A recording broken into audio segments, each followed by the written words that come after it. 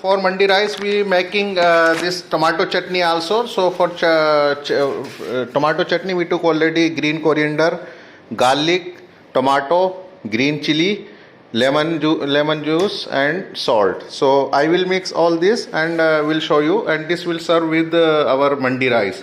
So please see this video till last and you will find how we will make tomato sauce in Arabic style. Okay, so this will serve with our mandi rice. Okay, all these ingredients we can use. So I am mixing this and little I have to put mixing well. When this will mix I will show you. Okay, so you have to mix well. So this will be ready. When this will be ready I will show you. Okay, like this.